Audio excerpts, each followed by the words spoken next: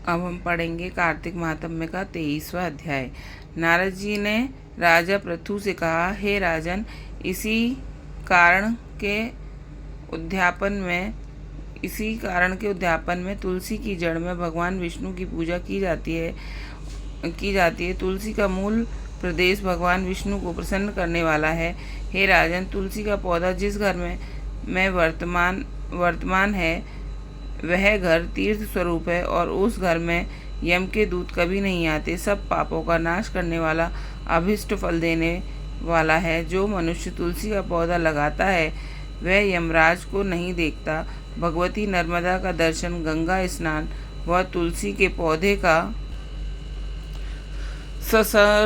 ससर्ग यह तीनों पुण्यप्रद है। तुलसी का पौधा लगाने से, सींचने से, दर्शन से और तुलसी को छूने से कामिक, वाचिक, मानसिक और संपूर्ण पाप नष्ट हो जाते हैं। जो प्राणी तुलसी के दल से भगवान शंकर का पूजन करते हैं पुनः गर्भ में नहीं जाते। निसंदेह वे जीव मुक्त हो जाते हैं। तुलसी के दल में पुष्कर आदि समस्त तीर्थ, गंगा आदि संपूर्ण नदियों और विष्णु प्रभृति सब देवता निवास करते हैं। तुलसी के साथ यानी तुलसी के पास जो अपना प्राण विसर्जन करता है वह चाहे कितना बड़ा पापी क्यों ना हो, उसको यमराज नहीं देख सकते हैं। राजन, जो लोग तुलसी के काष्ठ का चंदन लगाते हैं वे सहज ही मोक्ष को प्राप्त हो जाते हैं। उनके द्वारा किए गए पाप भी उनके शरीर को स्पर्श नहीं कर पाते। हे राजन, जहाँ तुलसी के वन की छाया हो वहाँ पर पितरों के निमित्त दिया हुआ दान सर्वदा के लिए अक्षय होता है। हे राजन, आंवले के वृक्ष की छाया में जो प्राणी पिंडदान करते हैं उनके पितर यदि नरक की यातना भी भोग रहे हों तो भी मुक्त हो जाते हैं। सिर, हाथ, मुंह और देह में जो आंवले को धारण करते हैं उनका विष्णु रूप जानना चाहिए। आंवले के फल और तुलसी के दलों को पानी में मिलाकर जो प्राणी स्नान करते हैं उनको गंगा स्नान का फल मिलता है। जो मनुष्य आंवले के पत्तों और फलों से देवताओं का पूजन करते हैं उनको स्वर्ण मणि और मोतियों का द्वारा पूजन का फल प्राप्त होता है। कार्तिक मास में सब तीर्थ, ऋषि, देवता और सब यज्ञ जब सूर्य तुला राशि में होता है आंवले के वृक्ष में वास करते हैं। जो मनुष्य द्वादशी तिथि को तुलसी का दल और कार्तिक में आंवले का पत्ता तोड़ता है वह रौरव नरक में वास करता है।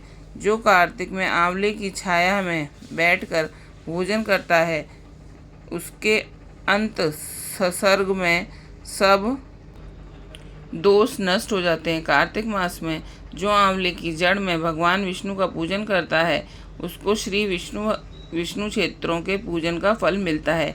आंवले तथा तुलसी की महत्ता का वर्णन करने में श्री ब्रह्मा जी भी असमर्थ हैं। इसलिए धात्री और तुलसी की जन्म कथा सुनने से मनुष्य अपने वंश सहित मुक्ति प्राप्त करता है।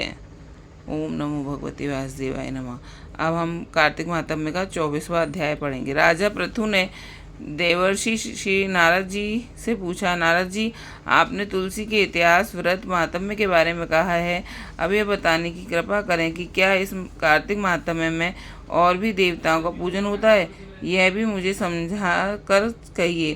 श्री नारद जी बोले, पहले सब समय पर्वत के निकट करतीपुर में एक धर्मात्मा धर्मदत्त नामक ब्राह्मण रहता था।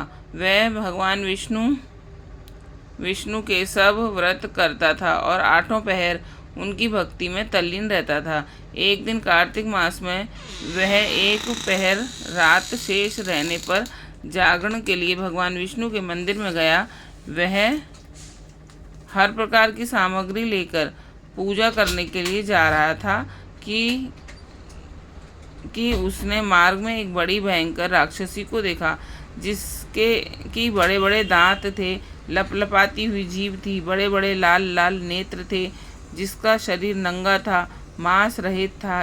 उस भयंकर राक्षसी को देखकर धर्मदत्त बुरी तरह से कांपने लगा और कुछ उपाय न देखकर उसने पूजा वाली थाली और जल का लोटा उस राक्षसी पर फेंक दिया, क्योंकि उसने भगवत नाम का जाप करते हुए वह सामग्री और जल का लोटा जिसमें कि तुलसी दल पड़ा हुआ था उसको मारा था। इससे उसके जन्म जन्मांतर के पाप नष्ट हो गए और उसे अपना पूर्व जन्म स्मरण हो गया। वह हाथ जोड़कर धर्मदत्त के चरणों में गिर पड़ी और उसने कहा, हे विप्र, मैं पूर्व जन्म के कर्मों के फल से इस अवस्था को प्राप्त हुई हूँ। नारद जी ने कहा, हे राजन, इसको इस प्रकार प्रणाम करते हुए देखकर अति विस्मित होकर धर्मदत्त ने पूछा, तेरी यह अवस्था किस कर्म के फल से हुई है? तू पूर्व जन्म में कहाँ रहती थी और तेरा कैसा चरित्र था? ये सब कुछ तू मुझे बता। उस राक्षसी ने, जिसका नाम कलहा था, उसने कहा, हे ब्राह्मण, सौराष्ट्र में भिक्षुक नामक एक ब्राह्मण था। मैं उसकी पत्नी थी। मेरा स्वभाव बड़ा ही निष्ठुर था। मैंने अपने पति का कभी भला न चाहा, न कभी उसे अच्छा भोजन और मिठाई भी खाने को दी।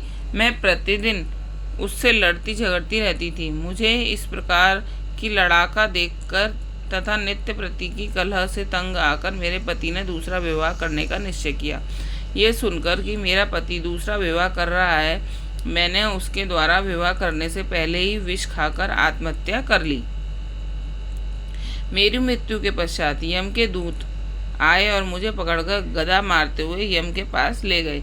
यमराज ने मुझे देखकर चित्रगुप्त से पूछा, हे चित्रगुप्त, इसने क्या कर्म किया है? जो भी कर्म इसने किया है, अब इसको उनका फल भोगना पड़ेगा। चित्रगुप्त ने यमराज से कहा, इसने अपने जीवन में कोई भी अच्छा काम नहीं किया है। यह सदा अपने पति को खराब भोजन देकर आप सदा अच्छा भोजन खाती रही, इसलिए यह अब बिष्ठा खाने वाली होगी। इसको अब सूकरी का जन्म दिया जाए। चूँकि अकेली ही पाक के बर्तन में भोजन करती थी, इसलिए यह अपने बच्चों को खाने वाली बिल्ली हो। इसने चूँकि अपने पति पर क्रोध करके आत्मघात किया है, इसलिए ये प्रेत योनि में जाएगी। अब आप इसे अपने दूतों द्वारा मरु स्थान में भेज दीजिए। वहाँ पर वह बहुत दिनों तक प्रेत योनि में रहकर फिर यह पापिन अपने तीनों योनियों को भोगे। लो हे विप्र, अतः मैं 500 वर्षों से प्रेत योनि में हूँ और भूख प्यास के कारण नित्य दुखी रहती थी कि एक दिन भूख से तंग आकर मैं एक वैश्य के शरीर में प्रविष्ट हो गई और उसके शरीर द्वारा मैं कृष्णा और वेणी के संगम पर इस देश में आ पहुँची। मैं उस वैश्य के शरीर में रहती थी कि एक दिन भगवान शंकर व विष्णु भगवान ने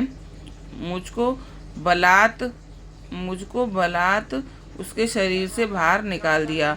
फिर मुझे आप दिखाई दिए। आपके लोटे में से तुलसी का जल का एक छींटा मेरे ऊपर पड़ा, जिससे कि मेरे सब पाप नष्ट हो गए। हे द्विजोत्तम, अब आप मुझे यह बताइए कि आगे होने वाली तीनों योनियों और उस प्रेत देह से मेरी मुक्ति किस तरह होगी। धर्मदत्त कलहा की बात सुनकर और उसके पिछले कर्मों और उसकी वर्तमान अवस्था को देखकर बड़ा दुखी हुआ और उसका दुख देखकर उसका चित्त पिघल गया। फिर उसने दुखित भाव से कहा,